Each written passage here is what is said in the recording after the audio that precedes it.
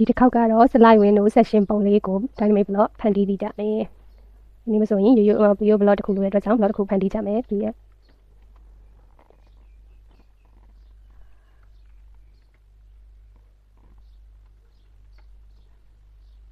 တော့ base point လေးကောက်ပြီးတော့ကို base point ထားခြင်းတဲ့နေရာမှာ click ချပြီးရင် select object ကိုနှိပ်ပြီးတော့ကိုလုပ်ခြင်းနဲ့ block ပါခြင်းတဲ့ဥစ္စာတွေကို select မှန်ပြီးရင် enter ခေါက်ပြီးရင် okay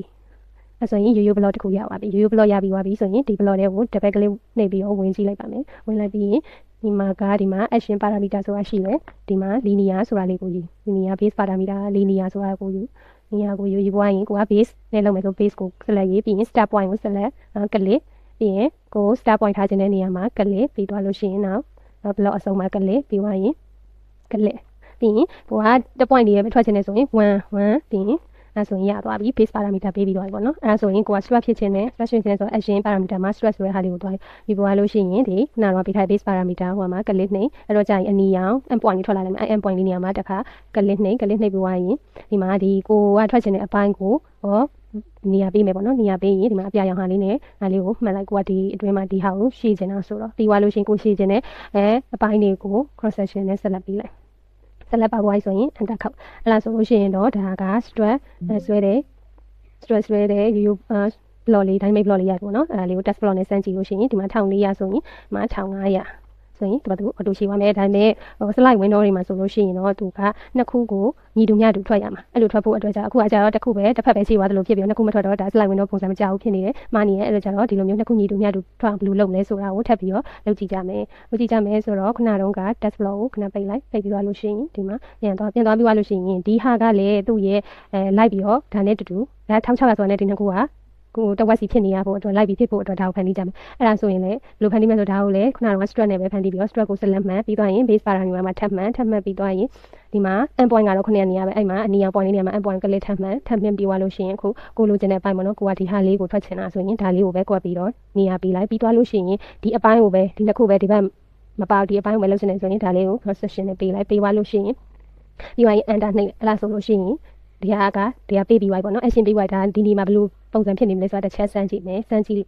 ယ်ဒီဟာလေးကိုလက်မှတ်ပြီးတော့ဒီမှာပြောင်းကြည့်မယ်1800ဆိုရင်ဒါကခုနကတော့အတိုင်းပဲအဲ့လိုညီတူမျှတူမထွက်သေးဘူးပေါ့နော်ထွက်ဖို့အတွက်ကအဲ့လိုထွက်ဖို့အတွက်ဘယ်လိုလုပ်နောက်တစ်ဆင့်ထပ်လုပ်ရအောင်အဲ့ဆို test flow ပိတ်ပြီးတော့ခုနအတိုင်းပဲပြန်ပြီးတော့သွားမယ်ပြန်ပြီးသွားပြီးတော့ဒီဥစ္စာကညီတူမျှတူထွက်ဖို့ဆိုရင်သူကတဝက်ပေါ့နော်1ဆိုတာကအပြည့်ပေါ့နော်အပြည့်ချိန်မယ်ဆိုဒါကြီးပဲလိုက်ချေသွားမှာဒါမဟုတ်ဒီနှစ်ခုကတဝက်စီပဲချိန်မယ်ဆိုတော့ခုနတုန်းကအရှင်ပေးထားတဲ့ stress ကိုဒီ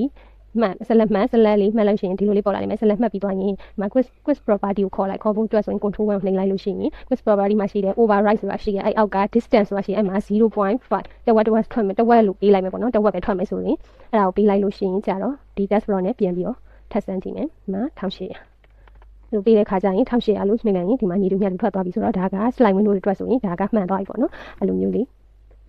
ဖန်တီးကြည့်မယ်ပြီးမှရင်ဒီမှာကဒီ section view မှာဆိုရင် height အတွက်လေးကြံလေးဆိုတော့ထပ်ပြီးတော့လုပ်ကြည့်ကြမယ် height အတွက်ထပ်လုပ်မယ်ဒီမှာကကြတော့ဒါဆိုလို့ရှိရင် distance 1ဆိုရင်ကိုကနားမလည်ဘူးဆိုရင်ဒီဟာကိုနာမည်ပြောင်းခဲ့လို့ရတယ်နာမည်ပြောင်းမှုဆိုရင်ဒီမှာ distance 1 double click နှိပ်ပြီးတော့ control A နှိပ်ပြီးတော့မှာwidth ဆို width ပေါ့နော် length ဆို length ပေးခဲ့လို့ရတယ်ဥပမာအနေနဲ့ width နဲ့ပဲထားလိုက်မယ်နော် double ထားလိုက်မယ်အဲ့ဆိုရင်ဥပမာဒီ slide window ရဲ့ height ကိုလည်းဖန်တီးကြမယ်ပေါ့နော် height ကိုဆိုရင်လည်းခုနကအတိုင်းပဲ linear ပဲသူကကြတော့ဒီအခုပို့ထားခြင်းတဲ့ base point မှာပဲ click နှိပ်ပြီးသွားရင်ဒီမှာ end point မှာနှိပ်သွားရင်ဒီကရှေ့ကိုတွန်းပြီး enter တစ်ခုပဲထွက်ခြင်းနဲ့ဆိုရင်ဒီကနှစ်ခုဖြစ်သွားလို့တစ်ခုပဲပြန်ဖြစ်ခြင်းနဲ့ဆိုလည်းရတယ်နော်ဒီဟာကို click နှိပ်ပြီးတော့ဒီမှာ quick property မှာပဲထပ်ပြီးတော့ဒီမှာ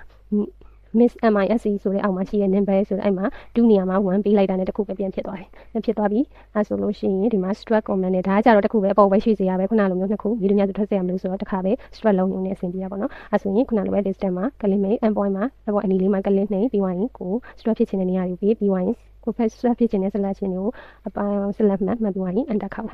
်လိုက်ဆိုရင်ဒီဟာကမရသွားပြီဒီမှာ test flow နဲ့စမ်းကြည့်မယ်ဆိုလို့ရှိရင်ဒီမှာ distance 1ဆိုတော့1200ရှိရင်ဒီမှာ1400ထပ်ပြမယ်ဆိုရင်ဒီမှာ auto ထွက်သွားအဲ့တော့ဒီမှာ distance 1ဆိုကွာနားမလဲဘူးဖြစ်နေတော့အဲ့ဒါကိုဝင် slide တော့ရဲ့ height အနေနဲ့ထားခဲ့မယ်ဆိုရင်ဒီမှာနာမည်ပြောင်းခြင်းနဲ့ဆိုရင် distance မှာ double click နှိပ်ပြီးတော့h ဆိုပြီးတော့ပေးလိုက်လို့ရှိရင်ဒါကဘာအတွက်ပြောတာလဲဆိုတာနားလည်တဲ့အတွက်ကြောင့်ဒီလိုမျိုးလေးလုပ်ကြတယ်ဒီမှာဆိုရင်ဒီမှာ property မှာဒီမှာပြောင်းနေုံနဲ့1800ထပ်ဆိုစီရမလို့ပဲနဲ့သူ့ဘာသူ site ကချိန်ပြီးသွားတာဒီလောက်ပါပဲ